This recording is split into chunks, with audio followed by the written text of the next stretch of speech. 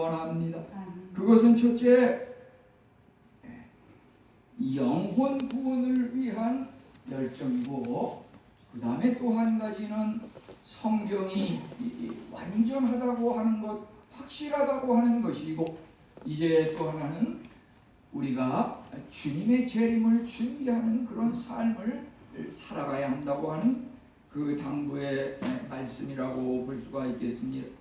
그러나 하나님께서 우리에게 당부하시는 영혼 구원을 위한 열정이라고 하는 것, 이제 우리가 읽은 말씀 중에서 첫머리 17절에 보면 성령과 신부가 말씀하시기를 오라 하시는도다. 여기서 신부라고 하는 것은 어린 양 예수 그리스도의 아내인 교회를 가리키는 말입니다. 성령은 우리의 양심에 직접 역사하셔서 증언하고 깨닫게 하십니다. 참으로 그동안 여러 가지 우여곡절이 있었지만은 예수 그리스도께서 막상 오신다고 하면은 예기치 못한 그 순간 오셨을 때에 하나님 앞에 회개하고 나와 기다리는 사람, 그 사람에게만 구원의 완성의 은혜가 주어지는 것이고, 그 자리에 없는 사람은 미안하지만 그 마지막 기회, 그것을 놓침으로 영원한 불못 지옥에 떨어지고 만다고 하는 것입니다. 여기서 이 말씀은 성령과 교회를 통한 지속적인 초청의 역사가 이루어지고 있음을 시사하고 있습니다. 성령이 우리에게, 교회가 우리에게 당부하는 말은 오라, 이 한마디로 통일되게 일치하고 있습니다. 이것은 바로 우리가 삶의 의의고 교회의 의의고 하나님께서 우리에게 말하는, 성령과 교회가 우리에게 말하는 당부의 말입니다. 누구에게 말하는 것입니까? 누가 오라는 것입니까? 우리가 한번 살펴보면은 오래된 신자들, 10년, 20년, 30년 그런 신자들 중에서 이런 1년 동안 코로나로 나라가 뒤숭숭하니까 신앙이 뒤숭숭해지고 교회를 떠나간 사람들이 있는 것을 보게 됩니다. 새 신자들은 더더군다나 적응하기가 어려워서 나타나지 않고, 어떤 분은 오라 오라 하면 몸이 아파가지고 팔다리 머리 허리 어깨 무릎 발 다 돌아가면서 얘기하면서 나오지 않고 있는 것을 보게 됩니다. 어떤 분은 세상 일 때문에, 이 큰 일만 잘 되면은 이제 그때는 하나님 앞에 나오겠습니다.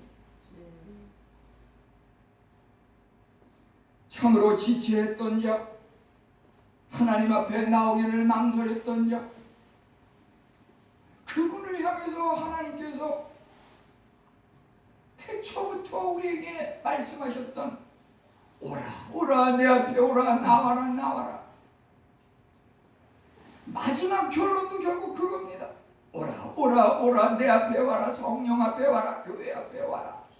이것은 꼭 무슨 대면 예배로 교회에 출석해서 예배드리라는 그런 말씀만은 아니고요. 비대면 예배라도 교회에서 그 예배 시간에 예배 현장에 나오라, 이런 말과도 또 일치하는 것이라고 볼 수가 있겠습니다. 엄밀한 의미에서 교회의 주관자는 성령이십니다. 사도들과 복음 전도자와 사역자들이 그동안 무수한 핍박과 피를 흘리며 교회를 지키고 지금까지 부흥해왔고, 순교자들의 죽음의 씨앗이 오늘날의 교회를 세우는 큰 밑거름이 된 것은 사실입니다. 그렇지만 그 인간에 의해서 교회가 지금까지 내려온 것은 결코 아닙니다.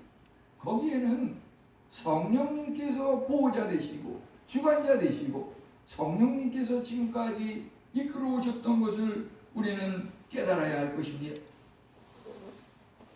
교회가 어떤 목회자라든지 교회의 어떤 중책을 맡은 재직이라든지 그 어떤 사람에 의해서 만약에 이끌고 방어하고 부흥시키려고 했다고 하면은 교회는 이미 벌써 사라져 자취를 감췄을 것입니다.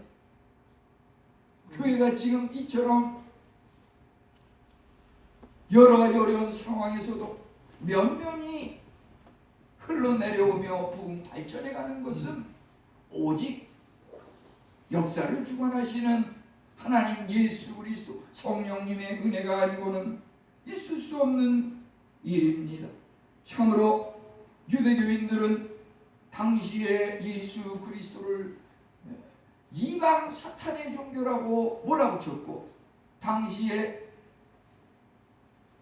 유럽 지역을 지배하였던 그 로마 제국은 기독교인들에 대해서 말로 다 할 수 없는 핍박을 하면서 일부러 막 큰 건물에 불을 지르고 그 로마 황제 같은 사람은 일부러 이렇게 불을 지르고 나서 기독교인을 핍박하고 누명을 씌우기 위해서 기독교인들이 이것을 불질러서 태워 없앴다. 이런 누명을 씌워가지고 그냥 어떻게 해서든지 기독교인들을 믿지 못하게끔 감옥에 가두고 핍박을 하였던 것입니다.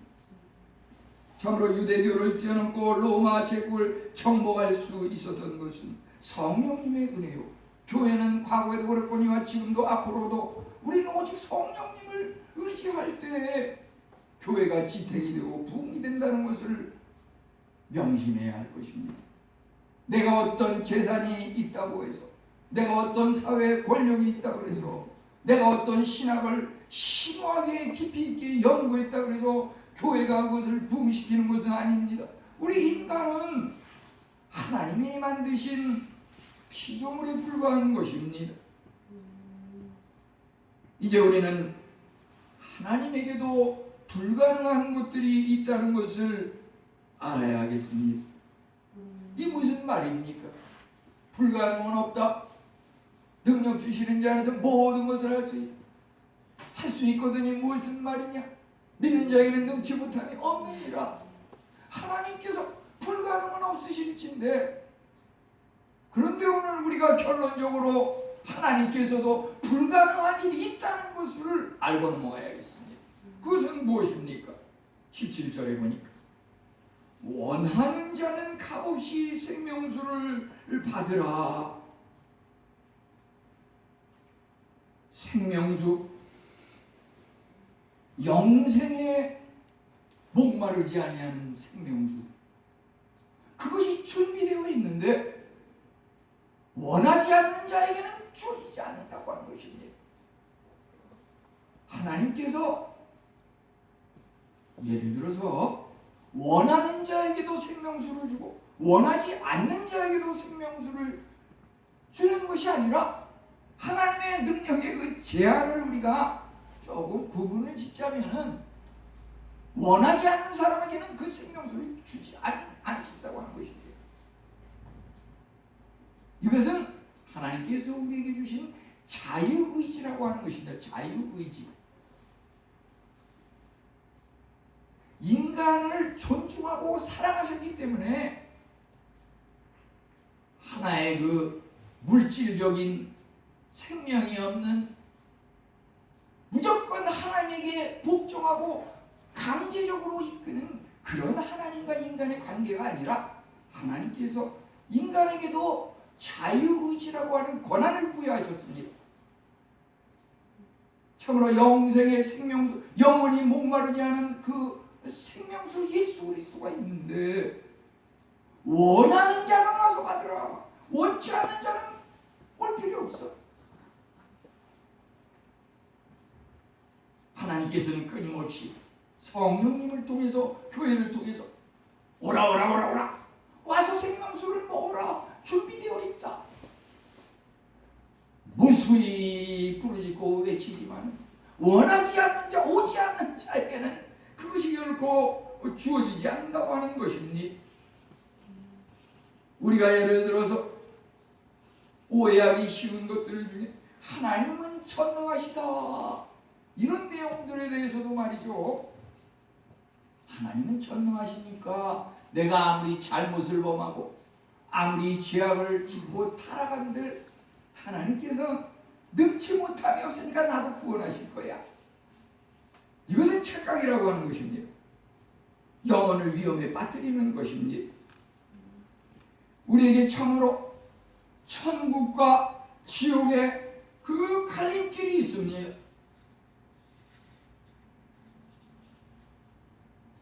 우리가 살아가는 이 삶이라고 하는 것을 어찌 보면은 아직까지는 그 주보의 표지에서 보면은 그 사람이 서 있는데 그 대로에 서 있습니다. 우리가 살아가는 이 삶의 그 길이라고 하는 것은 똑같은 길입니다. 천국과 지옥이 뭉쳐있는 그러한 길에 지금 서 있습니다. 그렇지만 주님 오시는 그 말세가 다가오면은 이 넓은 길이 이제 반토막으로 잘려서 좁은 길로 갈라지는 것입니다. 지금 우리는 알 수 없습니다. 하나님만이 아십니다. 내가 천국과 지옥, 선과 악이 공존하는 이 시대에 살고 있지만 정말 내가 선의 삶을 살고 있는지 악의 삶을 살고 있는지 하나님 앞에서 삶을 살고 있는지 인간의 눈에 눈도장 찍기 위해서 그냥 형식적으로 그러한 칭찬을 기대하면서 살아가고 있는지 이제 주님께서 오시는 그 말세 때에 판가름이 납니다. 좁은 문으로 들어가라. 이제 그 좁은 문이 우리 앞에 있습니다. 과연 우리는 천국을 택할 것이냐 지옥을 택할 것이냐, 중간은 있을 수 없습니다. 하나님께서 그 7교회 중에서 특별히 미지근한 자가 있더라. 그들은 책망을 받았습니다. 여기도 아니고 저기도 아니고 우리는 확실하게 우리의 믿음의 현주소를 결정해야 할 것입니다. 히브리서 6장 17절과 18절에 보면은 하나님께서 거짓말을 하실 수 없는 변하지 않는 두 가지가 있다고 그랬습니다. 하나님께서 하실 수 없는 변치 않는 두 가지가 있다고 그랬습니다. 할 수 있는 것만 아닙니다. 하실 수 없는 것도 있다고 히브리서 6장 17절 18절은 말하고 있습니다. 그것은 무엇입니까? 하나님께서 거짓말은 하실 수 없습니다. 하나님께서 그 약속과 맹세하신 것을 번복하고 다시 다른 약속으로 바꾸지는 않으십니다. 그 두 가지가 하실 수 없는 겁니다. 우리는 여기서 첫머리 17절에 성령과 신부가 말씀하시기를 오라 하시는도다. 특별히 여기서 신부가 말한다고 하는 것, 신부는 어린 양 예수 그리스도를 신랑으로 하는 그 신부, 우리 교회를 지칭하는 것인데 특별히 왜 신부라고 이렇게 이야기하고 있습니까? 신부에게 요구되는 것은 순결이라고 우리가 볼 수가 있겠습니다. 어떤 신랑이 순결하지 않고 타락한 더러운 그런 신부를 기쁨으로 맞이하겠습니까? 예수 그리스도의 오시는 날, 심판의 날도 그렇습니다. 우리 성도가 신앙의 순결을 잘 유지하고 보존한 그런 성도를 하나님께서 신부로 맞이하신다는 것입니다. 자연의 때는 봄, 여름, 가을, 겨울 해마다 반복이 되고 추수는 올겨울, 올가을에 못했으면 내년 가을로 미루어서라도 할 수 있겠지만 영적인 추수라고 하는 것은 예수 그리스도가 한번 오셔서 그 추수한 것을 계산하고 합산하는 그것이 끝입니다. 더 이상 기회는 주어지지 않는다고 하는 것입니다. 예상치 못한 때 갑자기 재림하시면 구원의 시기를 놓치므로 하늘의 추수인 영원 구원은 결코 미루거나 지체해서는 안 된다고 하는 것입니다. 이제 영혼 구원을 위한 우리들의 열정에 이어서 두 번째, 하나님께서 성경의 마지막 장에 우리에게 당부하고 계신 것은 성경의 완전함과 확실성에 대해서 말씀하고 계십니다. 우리는 성경 말씀을 대할 때 믿음으로 대해야 하고, 이 말이 맞았는지 틀렸는지 이거 따지면서 시간을 낭비할 틈이 없습니다. 하나님께서 하신 말씀이시기 때문에 믿음으로 그 성경에 흠이 없음과 완전하고 확실함을 믿으면서, 다만 우리는 왜 하나님께서 이렇게 쓰셨을까? 여기에 담긴 하나님의 섭리와 뜻은 무엇인가? 그것을 깨닫기 위해서 읽어야 하는 것입니다. 우리는 말씀을 결코 편애해서는 안 된다고 하는 것입니다. 믿음으로 대하라고 하는 것은 무슨 말입니까? 우리가 읽은 말씀 18절에 보면은 누구든지 이것들의 이 말씀에 더하면, 다른 것들을 더하면 재앙이 더해진다 그랬습니다. 여기에 없는 것을 만약에 제하여 버리면, 있는 것을 제하여 버리면 하나님께서 약속하신 생명나무와 거룩한 성 새 예루살렘에 들어가는 그 참여함을 제하여 버리라고 말씀하였습니다. 새 예루살렘에 들어가지 못한다고 하는 것은 둘째 사망 곧 불못 지옥에 떨어진다고 하는 것입니다. 디모데후서 3장 16절은 모든 성경은 하나님의 감동으로 된 것으로 교훈과 책망과 바르게 함과 의로 교육하기에 유익하다고 하였습니다.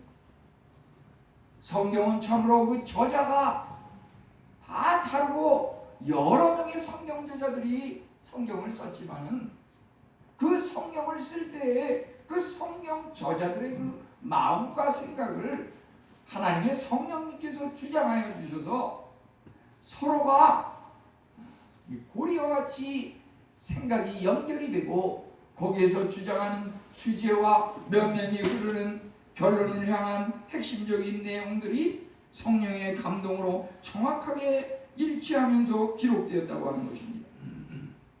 그러게 요한복음 1장 1절, 요한복음 14장 6절은 말하기를 말씀은 곧 하나님이시라. 예수님께서는 또 말씀하시기를 내가 곧 길이요 진리요 생명이니 나로 말미암지 않고는 아버지께로 올 자가 없느니라. 우리가 하나님의 말씀을 대할 때 왜 그것이 정확하고 흠이 없고 확실합니까? 그 말씀이 천지를 창조하시고 우리를 창조하신 하나님이시고 예수 그리스도이시기 때문에 그 말씀은 한치 오차도 없다고 하는 것입니다. 그래서 우리는 그것을 하나님을 대하듯 진리이신 예수님을 대하듯 믿음으로 성경을 대해야 한다고 하는 것입니다.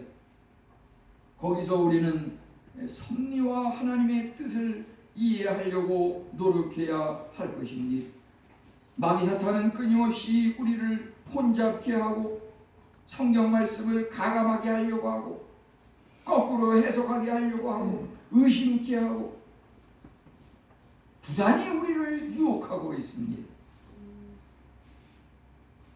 창세기 3장 3절과 4절에 보면 하나님의 말씀에는 동산 중앙에 있는 열매는 먹지도 말고 마시지도 말라고 분명히 기록되어 있는데, 마귀 사탄 뱀은 말하기를 죽지 아니하리라, 먹어도 죽지 아니하리라. 하나님의 말씀은 먹으면 죽으리라 이렇게 분명히 얘기하고 있는데, 마귀 사탄은 그 하와와 아담을 통해서 먹어도 죽지 아니하리라, 이거 거꾸로 이렇게 해석을 하게 만들어가지고 말씀을 혼잡케 하고 유혹한다고 하는 것입니다.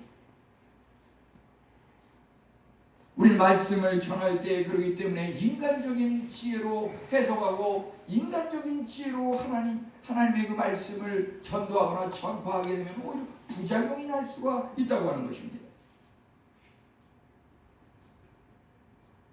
우리의 삶이 과연 지난 한 해 동안 많은 복과 번성과 형통함이 있었습니까?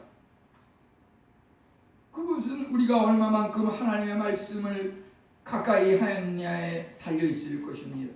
여호수아 1장 8절은 이 율법책을 주야로 묵상하며 그 가운데 기록한 대로 다 지켜 행하라. 그리하면 내 길이 평탄할 것이라 내가 형통하리라. 이렇게 말씀하고 계신데 그 말씀이 바로 하나님이고 예수 그리스도이시고 성령님의 감동을 받은 자들이 기록한 것이기 때문에 그 말씀이 참으로 세상의 그 베스트셀러 10,000원, 20,000원 그 책과 비교할 수가 없는 것입니다. 성경이라고 하는 것은 참으로 과거에는 그 파피루스 그 나무 종이에 성경을 창세기부터 계시록까지 되어 있는 것을 그걸 한 번에 다 가져가려고 그러면 너무 우리 인해교회 가득 차도 채울 수 없을 정도로 성경 한 권이 그 내용이 그렇게 방대하고 큰 부피와 면적과 장소를 차지했던 것입니다. 오늘날 우리가 인쇄술이 발달하고 이제 전자 이런 시스템이 또 개발이 되다 보니까 성경이 참으로 이제 우리 손 안에 한 이렇게 손바닥에 주어질 만큼 우리가 가까이 접할 수 있게 되었습니다. 이 얼마나 놀라운 은혜인지 알 수가 없습니다. 우리는 성경을 통해서 하나님의 섭리와 뜻을 파악하고 실생활에 적용하기 위해서 부단히 노력할 때 하나님께서 약속하신 그 만사형통의 복이 넘치도록 임할 것입니다. 우리는 그 말씀을 대할 때 편애하지 말아야 한다고 하는 것입니다. 편애라고 하는 것은 무엇입니까? 우리가 건강의 비결은 무엇입니까? 음식을 골고루 먹는 것을 많이 이야기하지 않습니까? 만약에 대부분의 환자들의 그 식생활을 보면은 음식을 편식한다고 하는 것이 자기가 좋아하는 음식만 위주로 먹는다고 하는 것이지요. 하나님의 말씀을 대하는 우리 성도들의 그 자세도 마찬가지입니다. 수제자인 베드로가 시몬을 향하여서 너 물질적인 탐욕을 버리고 위선적인 신앙을 버리고 회개하라고 그 죄를 깨우치는 이것과 마찬가지로 때로는 교육자님들이 성도들을 향하여서 성경에 있는 내용을 그대로 전하는 과정에서 그 잘못된 것을 올바른 길로 가도록 이렇게 이야기할 수가 있습니다. 그런데 우리는 그 받아들이는 성도님들의 입장에서 그것을 하나님의 말씀 성경에 나와 있는 이렇게 하면 복을 주고 이렇게 하지 않으면 징계와 형벌이 주어진다고 하는 절반은 징계와 형벌에 대한 것을 얘기해야 그게 성경을 가르치는 교육자와 또는 부역장과 재직의 성경교사의 자세일 것입니다. 근데 문제는 받아들이는 사람의 입장에서 이렇게 하면 복을 주리라 이 말은 전하는 사람이나 듣는 사람이 기분 좋게 주고받는데 하지 않으면 너처럼 이렇게 하지 않으면 저주와 징계와 징벌이 임한다. 이걸 얘기하게 되면 그 다음부터는 막 서로 멱살을 잡고 싸우지 않나. 이제 지금까지 맺어왔던 연을 끊자. 더 이상 너는 내 자식이 아니다. 이런 식으로 사실 문제는 이것을 우리가 말씀의 그 편애라고 볼 수가 있는데 사람의 몸이 편식을 하면 병이 생기듯이 하나님의 말씀을 편애하게 되면 자기가 듣기 좋은 말씀만 헬렐레 해가지고 받아들이고 듣기 싫은 말씀은 그냥 반감을 갖고 거부하고 꺼버리고 등을 돌리고 이렇게 하게 되면은 이것이 신앙의 병을 유발한다고 하는 것입니다. 병적인 신앙인이 된다고 하는 것입니다. 병적인 신앙은 그 신앙인으로서 하나님께서 약속하신 기쁨과 은혜와 감격의 그런 신앙생활을 하는 것이 아니라 늘 짜증이 나서 불평, 불만, 늘 괴로워서 고통, 늘 아프고 시달림에 은혜를 찬송할 기회를 얻지 못한다고 하는 것입니다. 이것이 말씀에 대한 편애, 우리는 이것을 주의해야 할 것입니다. 우리가 어떻게 보면은 신앙을 가진 사람들에게도 환난과 질병과 고통과 슬픔이 임할 수도 있습니다. 그것은 왜 그렇습니까? 사탄의 공격으로 인해서. 베드로전서 5장 8절과 에베소 6장 17절에 보면 근신하라 깨어라 마귀가 우는 사자와 같이 우리들을 삼키기 위해서 틈새 없이 공격한다고 했습니다. 우리는 이것에 대해서 어떻게 대항하고 방어합니까? 성령의 검 곧 말씀이 무기라고 하였습니다. 하나님의 말씀으로 우리가 무장되어 있으면 예수님도 기도를 충만하게 하고 산에서 내려왔을 때 마귀 사탄이 예수님에게 시험하고 도전을 줬습니다. 그때 예수님이 어떻게 물리쳤습니까? 하나님의 말씀을 통해서 너희는 먼저 그의 나라와 그 의를 구하라. 사람이 떡으로만 살 것이 아니오 하나님의 말씀으로 살 것이라고. 이 하나님의 말씀을 많이 읽고 묵상하고 암송하는 가운데 머리와 가슴과 온몸의 말씀이 충만함으로 마귀 사탄이 이걸 물리쳤던 것입니다. 우리는 말씀을 결코 편애해서는 안 될 것입니다. 이제 마지막 장의 마지막 결론 부분에 해당하는 최후의 중요한 메시지를 한번 나누려고 합니다. 그것은 20절을 통하여 우리 주목해 보시기 바랍니다. 재림을 준비하는 생활이라고 하는 것. 우선 교회에 대한 예수 그리스도의 최후의 메시지와 우리 그리스도인들의 최후의 응답이 어떠해야 하는지 20절을 통하여 우리가 살펴보려고 합니다. 주님께서는 교회에 대한 마지막 말씀으로 20절에 내가 진실로 속히 오리라. 이와 같은 주님의 재림에 대한 세 번의 약속은 사실 계시록 22장에 7절과 12절과 20절에 세 번에 걸쳐서 내가 속히 오리라, 속히 오리라, 속히 오리라 이렇게 말씀하고 계시는 것을 보게 됩니다.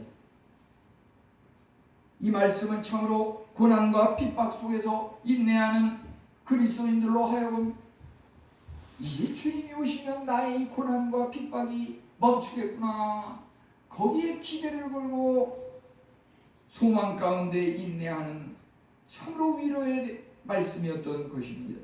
예수 그리스도는 항상 교회와 함께 있습니다. 하지만 그리스도는 지금 잠깐 떠나 계십니다. 이제 다시 속히 오리라고 약속하고 계십니다. 주님께서 참으로 오심을 지체하지는 않을 것입니다. 끊임없이 그가 지금 당장 오실지도 모릅니다. 내가 속히 오리라 오리라 오리라, 이것이 주님의 최후의 메시지였다고 하면은 우리 재림의 확증을 한 그리스도인들의 최후의 응답은 무엇이어야 하겠습니까? 20절에 아멘 주 예수여 오시옵소서. 이것은 그리스도의 재림에 대한 간절한 기대와 소망을 담고 있는 내용입니다. 아람어로 이것을 마라나타 이렇게 이야기하고 있는데요, 그리스도의 주권에 대한 고백입니다. 우리가 참으로 날마다 하루에 한 번 이상 주 예수여 오시옵소서 이렇게 고백할 수 있다고 하면은 우리의 신앙이 참으로 영적으로 잘 무장되어 있는 것이라고 볼 수가 있겠습니다. 우리는 자칫 세상 일에 지쳐서 피곤해 있다고 하면은 이 고백을 잠시 잊어버릴 수 있습니다.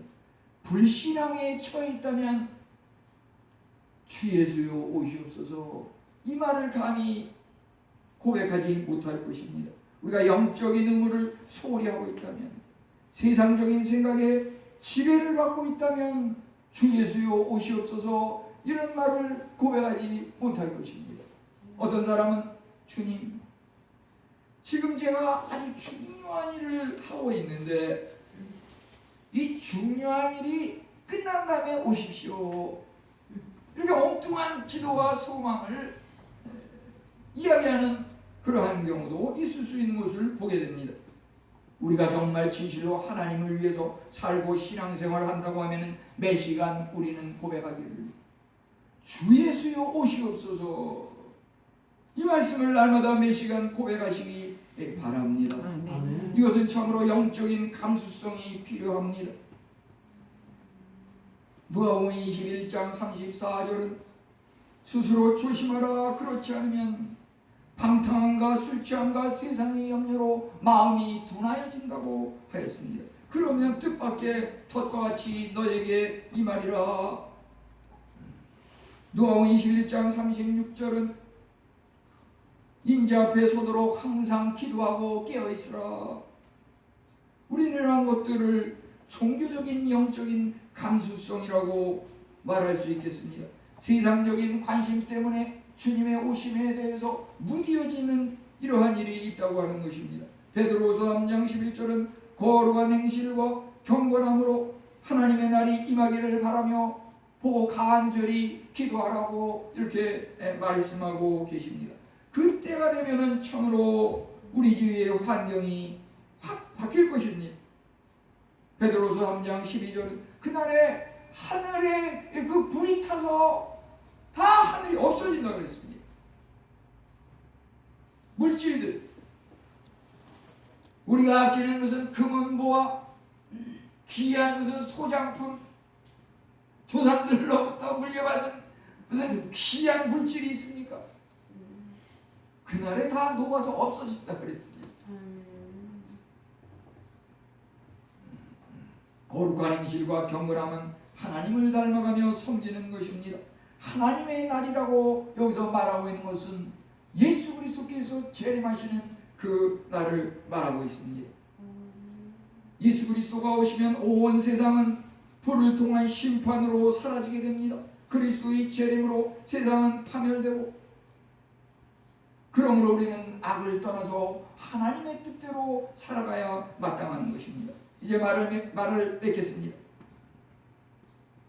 말세를 살아가는 우리들, 이제 연말 마지막 달 마지막 주를 맞이하면서 우리는 과연 어떤 신앙의 자세와 마음을 가지고 무장해야 할 것입니까? 영적인 감수성을 각성시켜야 한다고 하는 것입니다. 주 예수 그리스도의 재림이라고 하는 것은 예고 없이 뜻밖의 돌발적으로 임할 수가 있다고 하는 것입니다. 여기서 우리는 영적인 긴장을 늦추지 맙시다. 끈기 있게 드리는 끊임없는 부단한 기도와 날마다 하나님의 말씀을 순종하는 그 삶이야말로 주님의 오심을 준비하는 올바른 그리스도인의 삶일 것입니다. 주님께서는 과거에도 그랬거니와 지금도 우리 귀를 향하여서 오라 내게로 오라 말씀하고 계십니다. 우리는 주님의 음성을 듣고 우리 마음의 신앙의 그 중심을 하나님 앞에 고백하기를 오리라 하신 주님 아멘 믿습니다. 주 예수여 오시옵소서. 주님의 오심을 준비하는 마라나타 아멘 주 예수여 오시옵소서. 이러한 신앙의 고백을 주님 오시는 그날까지 날마다 고백하면서 하나님 앞에 기쁨으로 영광 돌리는 우리 성도님들이 다 되시기를 축원합니다. 하나님